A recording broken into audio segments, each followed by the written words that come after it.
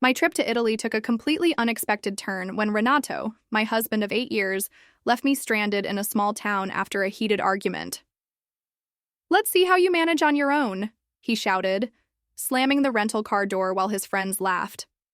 I watched in shock as the taillights of the vehicle disappeared around the curve of the narrow Italian street, leaving me alone in an unfamiliar place.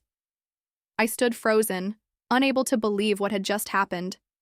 The argument we'd had in front of the small cafe suddenly seemed insignificant compared to the gravity of the situation. "He'll come back," I whispered to myself, noticing the curious glances from locals enjoying their meals at the outdoor tables. But as minutes turned into hours and the sky darkened over this unknown town, reality began to sink in.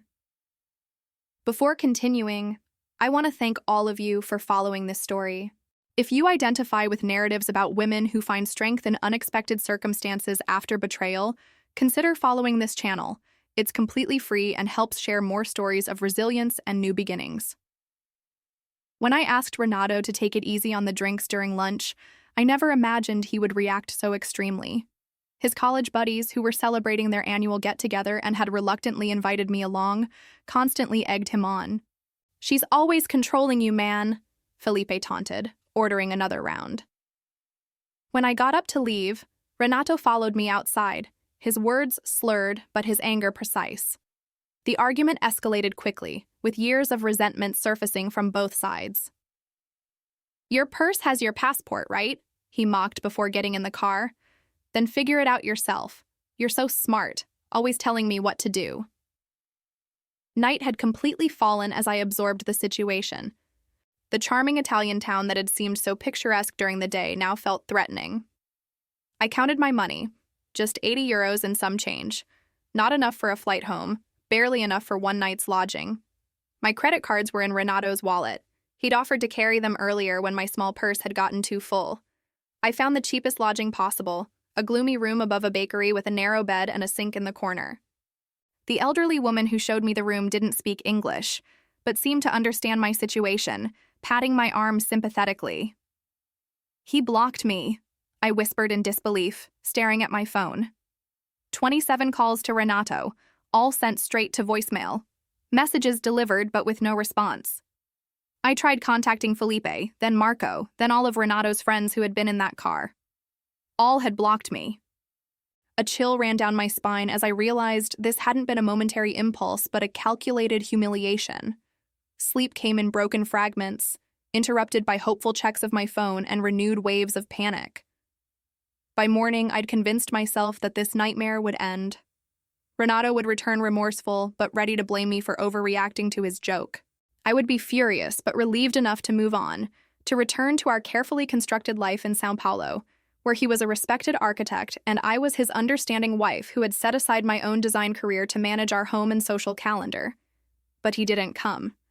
On the second day, I rationed my remaining money, buying only a sandwich for lunch while I walked throughout the town, checking every hotel and restaurant for any sign of our tour group. By nightfall, I realized they had continued their planned journey, moving on to Florence without me. On the third day, the kind owner of a cafe who saw me lurking outside his establishment offered me a free espresso and, in broken English, directions to the local police station. The officer there didn't seem surprised by my story, as if abandoned tourists were commonplace, but his limited English and my non-existent Italian left me with nothing more than a filed report and a sympathetic nod. That afternoon, I made the hardest decision of my life. Standing in front of a crowded pawn shop window, I took off my wedding ring, the 2-carat diamond that Renato had upgraded on our 5th anniversary. The shop owner offered me much less than it was worth, but enough to fund my next move. "Call your family," the pawnbroker suggested, counting out the euros. I nodded mechanically, but internally, a different plan was forming. Family meant explanations, meant hearing my mother's "I told you so" about Renato's temperament, meant facing friends who had seen the cracks in our marriage that I had tried so hard to plaster over. The bus station was quiet when I arrived. Its electronic board displayed destinations I had only read about in travel magazines. An overnight bus to Rome connected with ferries and other buses to places where Renato and his friends would never think to look for me, if they even bothered to try. My finger hovered over my father's name in my contacts. One call and he would send money for a flight home. One call and I would return to the life I had built, where I had slowly made myself smaller to accommodate Renato's growing ego and demands. A memory surfaced, Renato playfully hiding my portfolios when I mentioned returning to work as an interior designer. "Why complicate things?" he had asked. "We don't need the money, and I need you to focus on our life." I had laughed at the time, but sitting in that dusty station, I saw it for what it truly was, another fence in the corral he had built around me. "Where are you heading?" asked the ticket agent, a middle-aged woman with kind eyes who had been watching me contemplate the departure board for nearly 20 minutes. "Greece," I answered, the decision crystallizing as I spoke. "To the farthest coastal village your money can take me." 14 hours later, I stepped off the last bus of my journey, my body stiff from uncomfortable seats and tension. The smell of sea air and olive groves greeted me as I gazed at the whitewashed buildings of a village whose name I couldn't pronounce. My phone battery had died somewhere between countries. My stomach was empty with hunger, and the weight of what had happened, or what had been done to me, pressed on my shoulders. Exhaustion blurred the edges of my vision as I walked toward what appeared to be the center of the village. 3 days of emotional turmoil had left me raw, alternating between anger at Renato, fear of my uncertain future, and a strange, unexpected flash of something that felt dangerously like liberation. My remaining euros would perhaps cover 2 nights in the cheapest accommodation I could find.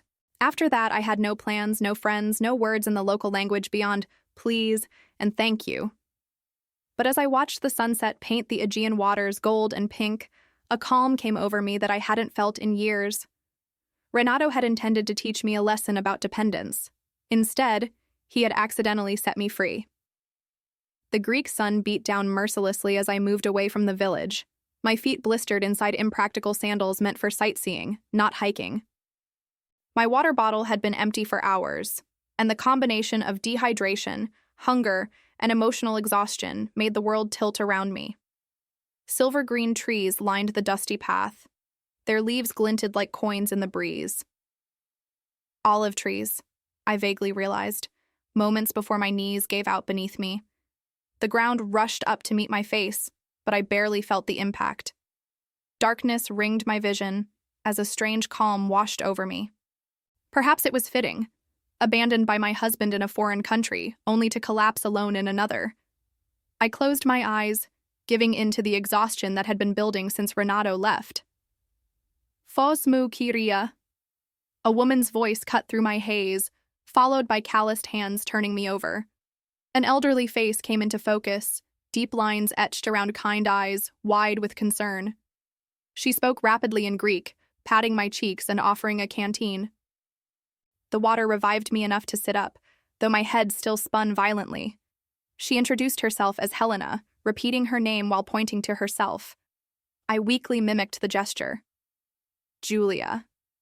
Helena helped me to my feet, her small figure surprisingly strong as she supported my weight. She pointed toward a rustic stone house situated among the olive trees and made walking movements with her fingers. I nodded, without strength to resist, as she slowly guided me uphill. The kitchen of the farmhouse welcomed me with the aroma of herbs hanging from wooden beams and something savory bubbling on an old stove. Helena settled me at a worn wooden table before calling to someone. A man's voice responded, and moments later, an elderly gentleman with a sun-bronzed face and silver mustache appeared in the doorway, wiping his hands on a cloth. "Nicholas," said Helena, pointing to him. Her husband. He nodded cautiously to me, his eyes questioning but not unwelcoming. Helena poured cool water into a glass and placed it in my hands, followed by a bowl of simple soup. My stomach audibly growled when the aroma reached my nostrils, bringing a smile to Helena's face. That afternoon passed in a blur of fragmented communication. I tried to explain my situation through a combination of limited words, hand gestures, and finally tears. Helena nodded as if she completely understood, though I knew she couldn't grasp all the details. Nicholas remained quiet but attentive, occasionally asking questions that Helena translated through gestures. They offered me their guest room, a simple space with whitewashed walls and a narrow bed covered by a handmade quilt. Too exhausted to protest, I fell into a much-needed sleep. Morning arrived with the crowing of roosters and the aroma of freshly baked bread. I found clean clothes folded at the foot of my bed, a simple cotton dress and cardigan that seemed decades old but freshly washed. They hung loosely on me but offered a welcome change from my travel clothes. In the kitchen, Helena smiled at my appearance, immediately serving me strong coffee and fresh bread with olive oil and honey. With daylight clearing my mind, shame washed over me. These strangers had taken me in without question, fed me, clothed me. I needed to explain myself, offer payment, move on. Through broken English and a translation app on my now-charged phone thanks to an adapter Nicholas had produced, I tried to express my gratitude and intention to return to the village. Helena's face fell immediately. She shook her head vigorously, pointing outside where rain now beat against the windows, then to my still blistered feet. "Stay," she insisted, one of the few English words she knew. "Rest." Over the next 3 days, I made several attempts to leave. Each was met with gentle resistance. On one occasion, with my bag in hand and shoes on, Helena intercepted me at the door, her expression so hurt that guilt flooded over me. She took my hand and led me to a small wooden box on the fireplace mantel, opening it to reveal photographs. Her fingers trembled as she pointed to a young woman with Helena's eyes and Nicholas's smile. "Sophia," she said quietly, then pointed far away. "Australia." Her eyes filled with tears as she made a cradling motion with her arms. Then she held her hand at waist height, indicating a child. "Grandson?" she managed to say in English, pointing to a more recent photo of a baby. "Not C." Then I understood. Helena saw in me a substitute for her absent daughter, a presence to fill the empty space Sophia had left. Instead of feeling manipulated, my heart ached for her loss. I nodded slowly and returned my bag to the hook by the door. Each day brought new routines as I gradually integrated into their farm life. Helena showed me how to collect eggs from the chickens without startling them, how to hang clothes so the mountain breeze would catch them just right. Nicholas taught me to identify weeds among the garden, his patience evident when I accidentally uprooted an herb the first time. The work was physical, nothing like my carefully organized life in São Paulo, but satisfying in ways I had forgotten existed. My body, accustomed to well-equipped gyms and timed exercise routines, protested initially. New calluses formed on my hands, and muscles I didn't know I had ached every night. But with each passing day, the pain diminished and my strength increased.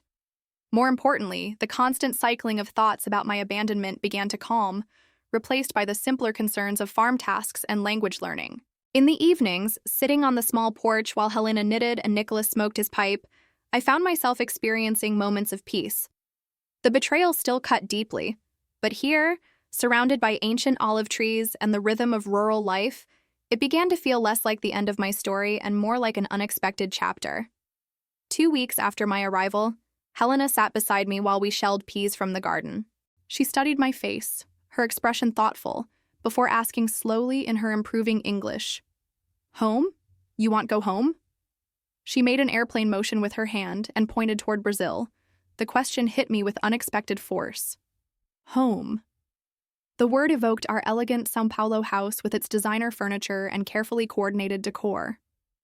It also brought into sharp focus Renato's controlling behavior, his helpful management of our finances that left me without independent access, his subtle discouragement of my friendships, his dismissive attitude toward my professional aspirations.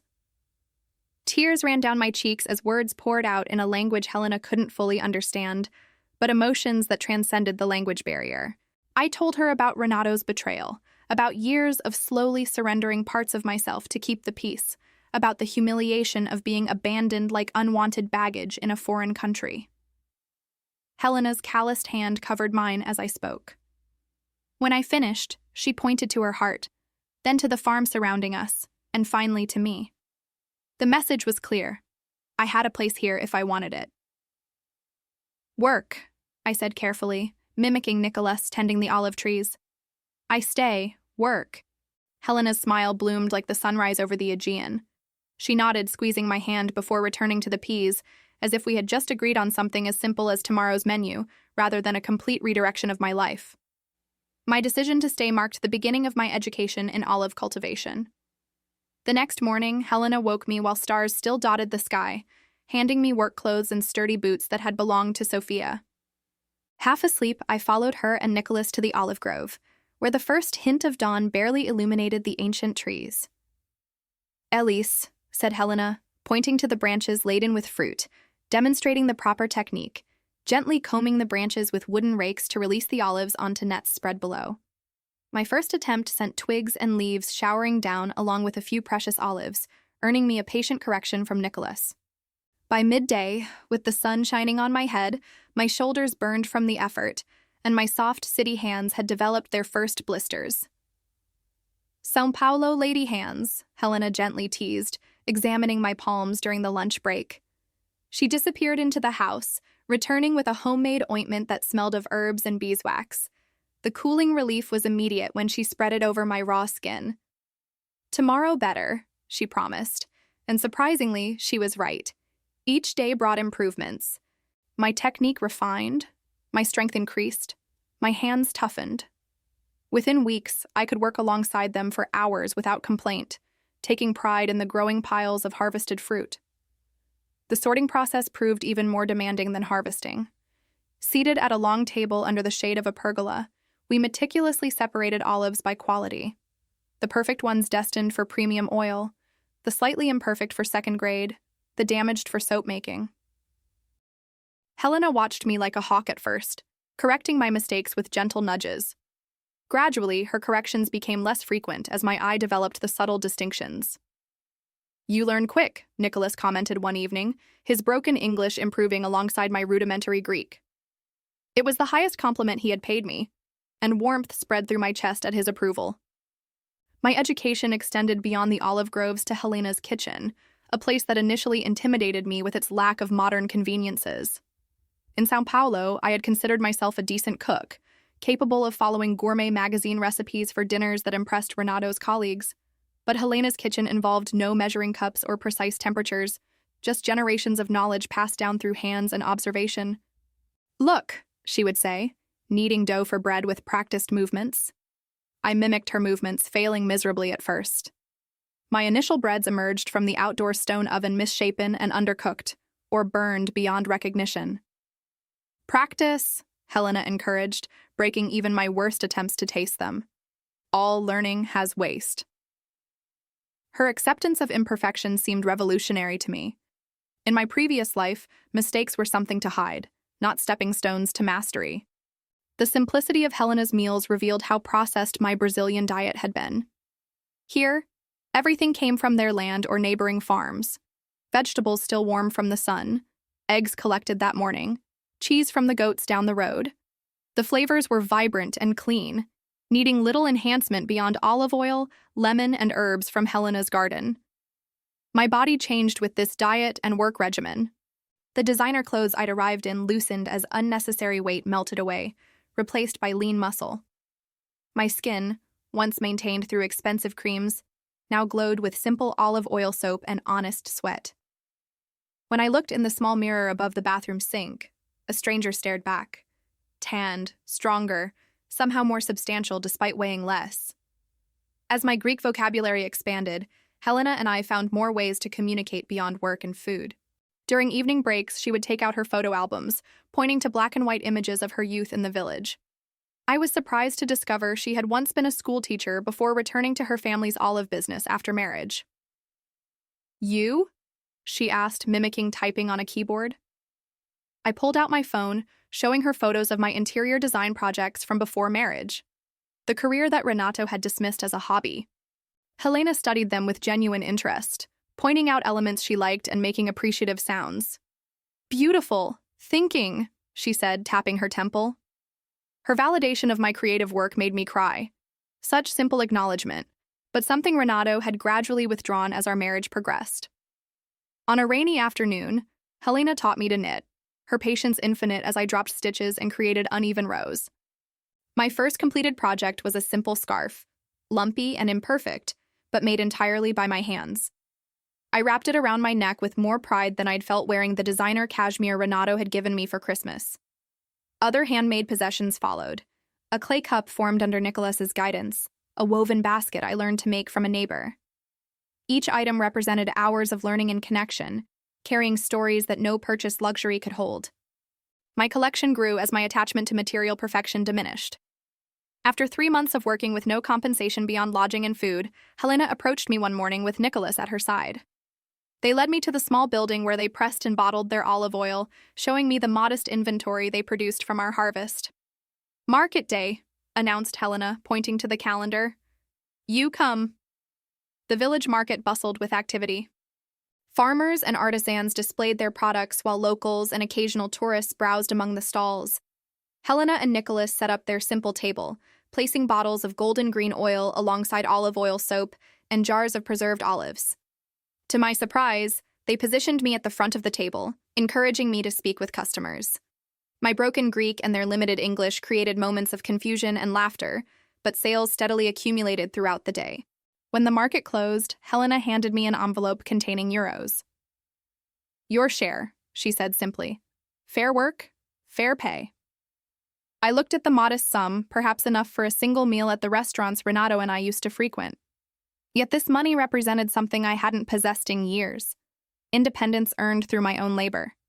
No conditions, no subtle expectations of gratitude or compliance, just fair compensation for honest work. That night, I placed the envelope under my pillow, occasionally reaching out to touch it, as if to confirm its reality. In our decade of marriage, Renato had gradually taken control of our finances to simplify things, leaving me with credit cards linked to accounts he monitored. This small stack of euros represented the first step toward rebuilding a life that belonged entirely to me. As I drifted to sleep, I realized I hadn't thought about Renato at all during the market day. My mind, too, occupied with Greek phrases for transactions and pride in our products. The space he had occupied in my thoughts had shrunk, replaced by olive groves, cooking lessons, and the growing certainty that I was capable of much more than he had allowed me to believe. The following week, Helena and Nicholas invited me to join them for dinner at the taverna in the village square, my first time since arriving. Dressed in a borrowed blouse from Helena, I felt nervousness as I entered the bustling establishment. The owner, Stavros, greeted the couple with enthusiastic hugs before turning curious eyes toward me. "Our Brazilian," said Helena with pride in Greek, a phrase I had learned to recognize. Stavros smiled warmly, leading us to what was clearly their regular table. Over plates of grilled fish and village wine, Nicholas cleared his throat and spoke in careful English. "Julia, we want to talk business with you." His seriousness took me by surprise. Had I made some mistake? Was it time for me to move on? Helena reached across the table, patting my hand reassuringly before continuing where her husband had left off. "We are old now, 68, 70 years, she pointed between herself and Nicholas.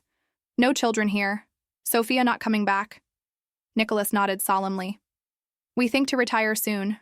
2, 3 years. But the olives," he made a sweeping gesture, 200 years. Need young hands."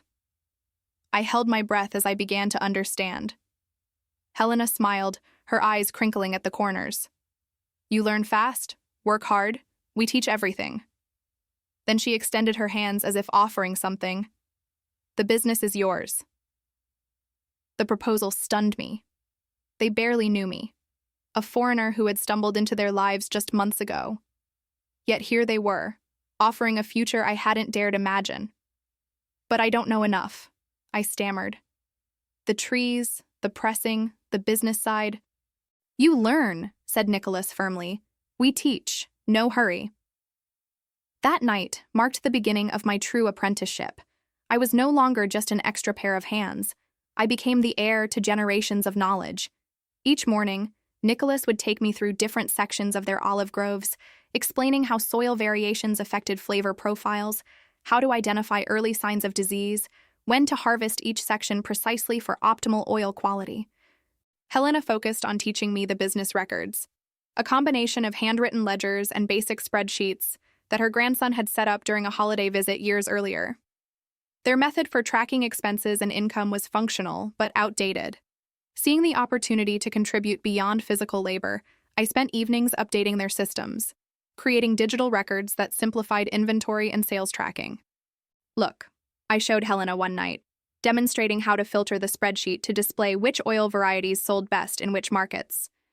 Her eyes widened when patterns emerged from the numbers. "Smart," she nodded with approval. "The São Paulo lady's brain is good for business." With her blessing, I began implementing small marketing improvements.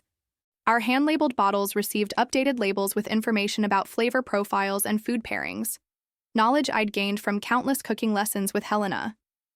I created a simple brochure about their traditional methods, answering questions tourists frequently asked at our market stall.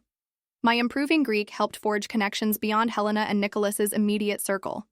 The pharmacist who supplied Helena's blood pressure medication began to regularly stop by our stall for conversations that extended beyond transactions. The baker's wife invited me to join her weekly coffee gathering with other village women, an intimidating but invaluable immersion in local language and customs. Stavros from the taverna became an unexpected ally when he began offering our premium oil as a table courtesy, placing small bottles with our new labels prominently on each table. "Good for you, good for me," he explained with a wink when I thanked him.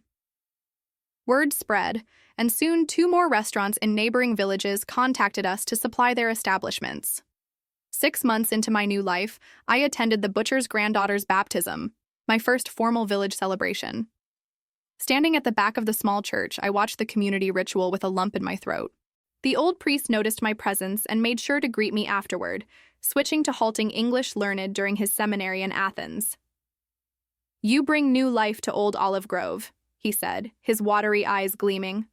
"Good for village. Young people go to Athens, America. Village needs new blood." His acceptance seemed to remove the last barrier. Invitations flowed more freely after that. For name day celebrations, impromptu beach gatherings, even a village committee meeting about the upcoming summer festival. Each event wove another strand in the web of connection holding me in place. Ioanna, the weaver whose stall was next to ours at the weekly market, became a particular friend. In her 40s and widowed young, she possessed a sharp wit and pragmatic outlook that reminded me of my college roommate. Our conversations, conducted in my improving Greek and her excellent English, ranged from business strategies to village gossip and more personal reflections. "You never talk about Brazil," she observed on a quiet afternoon as we packed up our unsold goods. "Family, friends." The question cut through me unexpectedly. I had been so focused on building my new life that I had set aside thoughts of my old existence. My parents passed away years ago. Some friends, but I fell silent, realizing how Renato had gradually isolated me from my support network, always finding reasons why my university friends were problematic, or work colleagues jealous. Ioanna nodded knowingly. "The husband who abandoned you in Italy. You never say his name." "Renato," I said, the syllables feeling strange on my tongue after months of silence. "His name is Renato, and he never looked for me." Her frankness was refreshing after months of Helena and Nicholas delicately avoiding the subject. "I don't know," I admitted. "I haven't been checking my phone." I made a vague gesture. I had occasionally turned it on to take photos, but had abandoned my Brazilian email and social media accounts, not wanting to confront what might be waiting there. Ioanna's raised eyebrow challenged me. "Maybe it's time to look, not for him, but for you, to properly close the door." Her words stayed with me that night. After helping Helena prepare dinner, I retreated to my room and powered up my old phone, connecting to the farm's basic Wi-Fi. With trembling fingers, I logged into my long-neglected email account. Hundreds of unread messages filled the screen. As I scanned the senders, I saw several from old friends, their subject lines evolving from casual greetings to concerned inquiries. A wave of shame washed over me. I had disappeared from their lives without explanation, as completely as I had vanished from Renato's life. An email thread from my former design mentor caught my attention. Job opportunity, followed by increasingly urgent follow-ups. Opening it revealed she had recommended me for a remote consulting position with a sustainable building materials company. The final email, dated just 2 weeks ago, indicated the position was still open, should I be interested. Before I could consider this unexpected bridge to my previous life, another email sender froze my fingers on the screen. Renato Almeida, with the subject line, "I know where you are." The timestamp showed it had arrived just hours earlier. Heart pounding, I clicked to open it. "Julia," it said. "It's taken me months and a private investigator, but I've finally tracked you down to that backwater in Greece. This has gone on long enough. I'm coming to bring you home and end this ridiculous tantrum. My flight lands in Athens on Thursday. Be ready. In 3 days. The room spun around me as panic and anger collided in my chest. How dare he? After abandoning me, after months without a word, he expected to simply collect me like misplaced luggage? I stumbled downstairs with the phone in my hand. Helena looked up from the account book spread on the kitchen table. Her smile faded as she registered my expression. Bad news from Brazil? She asked softly. Renato, I managed to say. He's coming here. Thursday? Helena's eyes narrowed slightly. She reached under the account book and pulled out an envelope, sliding it across the table toward me. Good timing then. I was waiting for the right moment. Inside, I found legal documents with my name alongside Helena's and Nicholas's, written in Greek with English translations. Partnership agreement, Helena explained. 1/3 of business is yours. Now, not in future. Now. Tears blurred my vision as I looked at the document, understanding its significance. Not just employment or apprenticeship, but a legitimate partnership. Not just a place to stay, but a foundation on which to build. Not charity, but earned recognition. You choose what happens Thursday, Helena said firmly, touching the papers. You have home here, business here, friends here. She pointed to the phone in my hand. That man no longer decides. The truth of her words settled over me like a mantle of certainty. For the first time since being abandoned in that Italian town, I felt not just surviving but anchored. Renato was coming, but he would find a very different woman than the one he had left behind.